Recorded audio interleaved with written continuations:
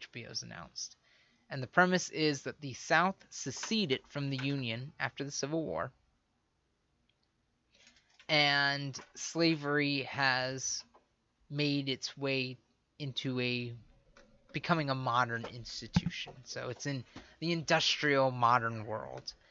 And Watch out, the industrial modern world. it's been met with a lot of controversy, to I bet. put it kindly. So part of this is because Benioff and Weiss have faced a lot of criticism, deservedly so, in Game of Thrones for their portrayal of race. Almost all the major characters in Game of Thrones are white. There are very, very few people of color, and even those, they've fallen the trope of the white savior storylines. For those of you who don't know, white savior is essentially when a white character comes and saves all the colored people. So, yeah, That doesn't sound right. no, it doesn't. It's, again, catering to a, white supremacist history and narrative, and there should be more. Point is, there should be more diversity in Game of Thrones.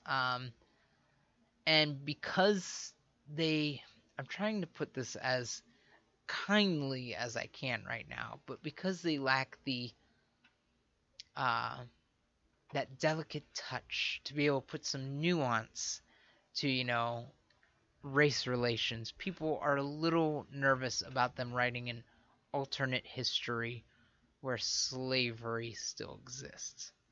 And even that, I guess I should specify, it's not that slavery does not exist to this day. It still does around the world, even here in the U.S., but not to the levels and openness that it did back in the 1800s and even before that. So, yeah, I heard about this on Tumblr, to be honest, because someone posted, a joke saying, oh my god, like HBO, they'll produce like a show with the, where the Confederacy won the Civil War, and it'll be, hard, such a tough life for these slave owners and stuff, and these white people win Academy Awards, and again, we won't have any prominent, black voices. You could still.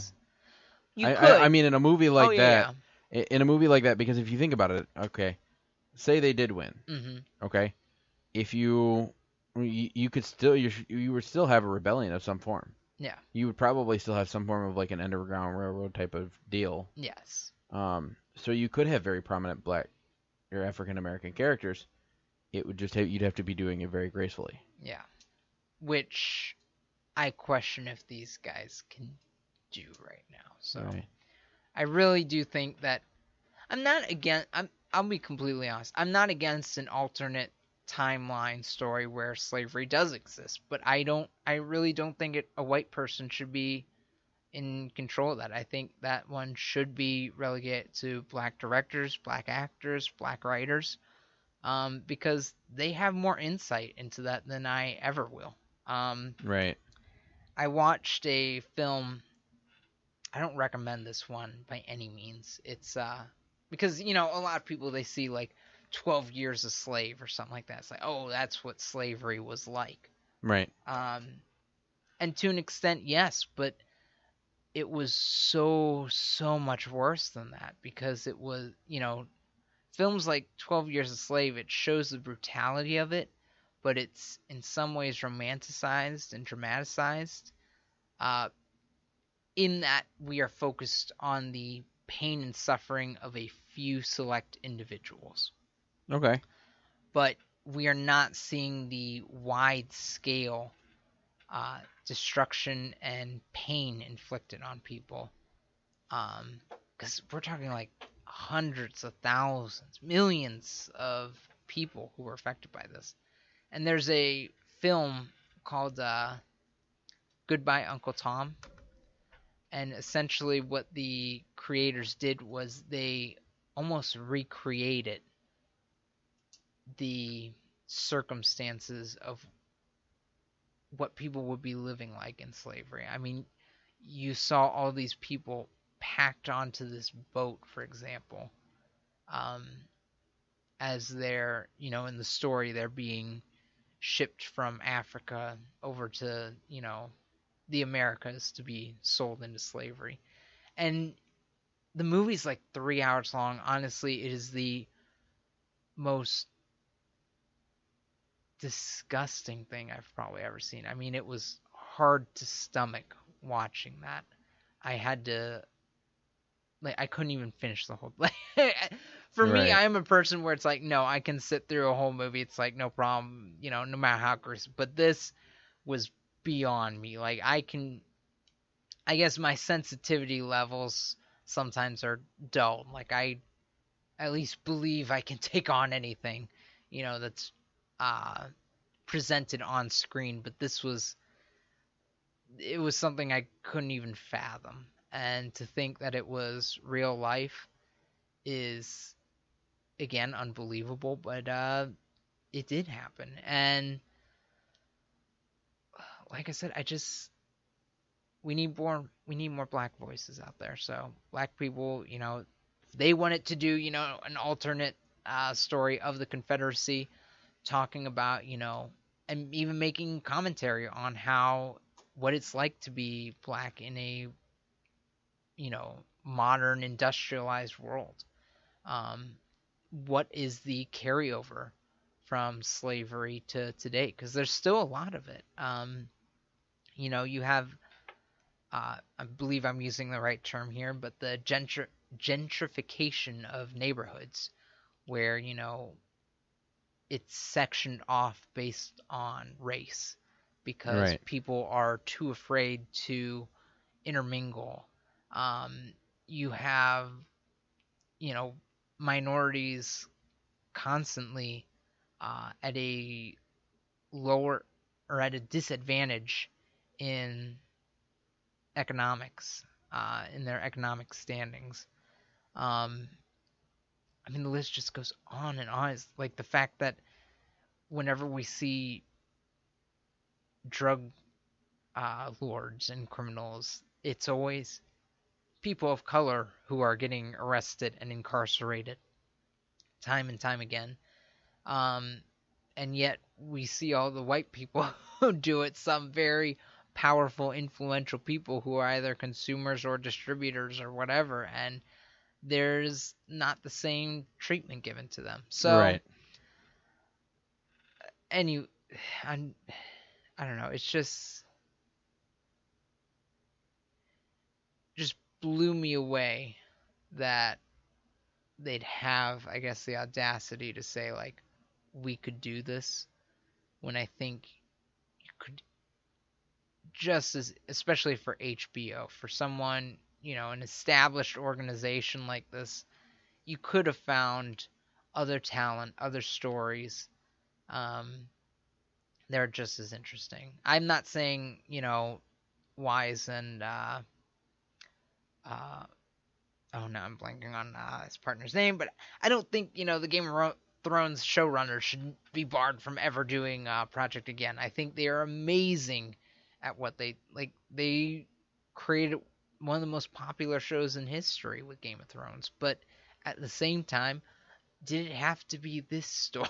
It just felt like it was, designed for controversy, and I fail to understand why. So I feel like the problem is we put so much emphasis on, like, okay, or I'm trying to think of how to say this. We put so much emphasis on things that really maybe shouldn't be as blown out of proportion. Okay, because you think about a movie. What is a movie essentially? If you break it down to a bare, it's bare. mm-hmm. It's a story.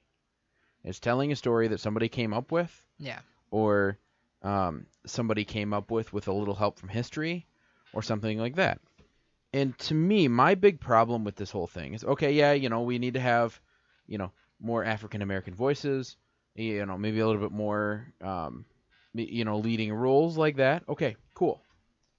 But then you've got people going around, and this is something that's bothered me for a long time. Mm-hmm. You've got people going around who are, and this was a story a while back, doing things like renaming parks that were named after Confederate generals, moving statues, going as far as moving graves. Mm-hmm. To me, that is wrong. And here's why. I'm not saying that what they were fighting for was right. I'm not saying that any of that. I'm saying that this was a group of people, whether their beliefs were right, wrong, or whatnot, they were fighting for what they believed in, just like the other side was fighting for what they believed in. Okay, Mm-hmm. This is all part of our history. It is all part of it's kind of like when you go to DC, there are certain things that you go to because it's part of our history. It's something amazing to see. It's a cool place to stand. There's a lot of battlegrounds. We're not going to pick up some of the Civil War battlegrounds and say, oh, well, they were fighting for these guys were fighting for slavery, so we're just going to, this no longer exists. To me, that's erasing history. And in part, if you keep doing things like that, it's a park. It has a statue of a guy who, he was an American, just like everybody else. He was fighting for what he believed in. Again, right or wrong, it's moot at this point. Okay? But moving his grave, I think, is 100% wrong. He was put there for a reason. He fought for what he believed in. He worked hard for what he did. He worked up the ranks, what have you. Let him have his little park with his statue and whatnot. It's not that we're idolizing him in any way. We're remembering, maybe some of the accomplishments that didn't have to do with slavery. Because a lot of them had accomplishments, and some of them even didn't really agree with slavery. They were fighting for other things, and that just was kind of a package deal. So to me, when you go through and you remove graves, or you move them to somewhere else, you remove statues, you rename parks, you're essentially erasing that part of history and that person's name out of history. And we all know what happens when you erase history. When you erase it, it is doomed to repeat itself. So if we can't tell these stories of when there were slaves and maybe what it was like, if we can't tell these stories, how are our future generations going to know besides the textbooks that we have, which aren't always, full of everything? I mean, these stories that are getting passed down from generation to generation, or these ideas that people are having. Like, there was a video I watched a little while back. My teacher had me watch it, or my class, actually. It was, what would it be like if we didn't have the Constitution and the Bill of Rights? Or, no, we still had the Constitution, but we didn't have the Bill of Rights. That was an amazing concept. And it was a short little video. I wanted to see a movie. Mm-hmm. Why can't we have a movie like that? Or why couldn't we have a movie of, what happens if the Confederacy won the war? What would life be like? It's an interesting concept to explore. Mm-hmm. Now, I'm not saying we're supporting the fact that they saying we should have, but we're exploring the fact of where would we be now if that had actually happened. And that's what really irritates me, is the fact that people are like, you're for slavery. No. I'm fighting for the fact that history should not repeat itself. Okay. Mm-hmm. Yes, slavery was wrong.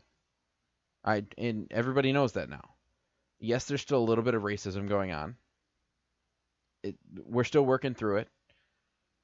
But then it also doesn't help that every time something is brought up, racism is attributed to it, and that's the really irritating thing.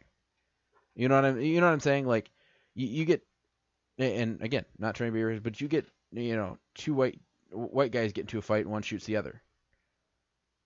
It's not over headlines. You just, two guys got into a fight and one was shot.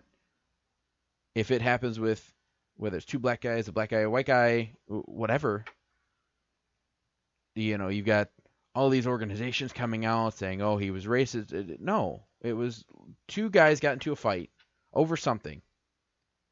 And to me, it's getting to the point where some of these organizations we have are, like, a lot of them have had their prime, and I feel like we don't know when to say, okay, you've achieved pretty much what you need to. You need to step down a little bit and back it off. You know what I'm saying? Like I feel like we're getting to a society where